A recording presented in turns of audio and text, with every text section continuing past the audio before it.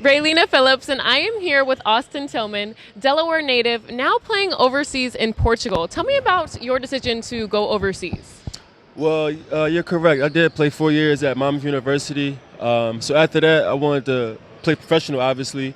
I had to find an agent and things and such as like that. So I got the opportunity to play at Portugal, so that was just my rookie season. It was great.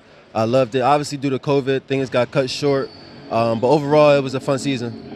And you just graduated in 18, correct? So you've only been overseas for 2 years, and you already lead not only your team, but your conference as well in scoring. Talk to me about the competition overseas, specifically in Portugal. Mm-hmm. Well, it's very different from over here in the States, obviously, because you have European guys. In the U.S., you're usually playing United States, American players. So you don't know, the competition level is different. Those guys are fast, they're strong. They play a different style of basketball, you know what I'm saying? So that takes time to get used to. Obviously, that was my first year playing against European competition. I did well for myself, obviously. But it was just fun, exciting to experience a new culture and stuff like that. So it was a great learning season. Yeah, and that was going to be my next question. Was it a culture shock for you, heading over to Portugal, coming from Delaware, out of all places? Well, in high school, I went to a boarding school. So I've experienced many different cultures and stuff like that. It wasn't really a culture shock. A lot of the people over there spoke English. So it was just kind of get used to, living on your own in a new country, the food and stuff like that. But when it's something you love and something you take pride in, you'll go anywhere, you know what I'm saying? And for me, I was able to adapt quick, so it was cool. So basically what you're telling me is that you can speak Portuguese now. I can't speak Portuguese, but when I was over there, I learned a few words, but I've been back here, so a few of those words have been gone right now, yeah, so I can't really speak Portuguese. And before COVID hit, your team was headed into the playoffs, correct? Correct. Yeah, we were actually sixth in the standings, and we were, probably won our last 3 games heading into the playoffs. We were in a good place. Obviously it was cut short, but I think we had a really good team, trying to get to a championship run.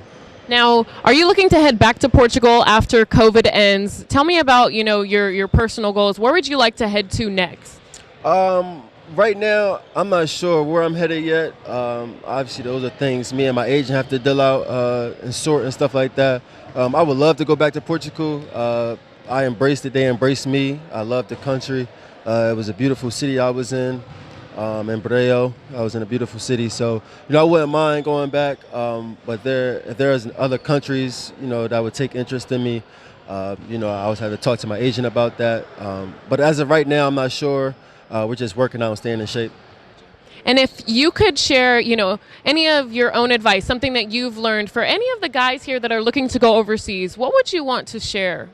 Right now, I know it's not a normal season, a normal summer for guys where they're able to get into gyms and work out and stuff like that. But the main thing right now is staying in shape. I know a lot of guys are probably just chilling and relaxing, but that's not the right thing to do. Right now, you just want to find a way, stay in shape, because preseasons are starting overseas, seasons are starting, and coaches are looking for guys still. So, if they cut somebody and you get out there and you're not in shape, they're going to cut you, you know what I'm saying? So for a lot of guys, just stay in shape and just be ready. And like you said, you never know when it's your turn and when you're going to get that call to head overseas. Right. Yeah, well, for me, I didn't get into Portugal a day before the game. So I didn't have no time to prepare, no time to practice, you know what I'm saying? So I flew over there, had a nice rest, and the season started. So you never know what type of situation you could be thrown into overseas. So like I said, you always just want to be ready. Thank you, Austin.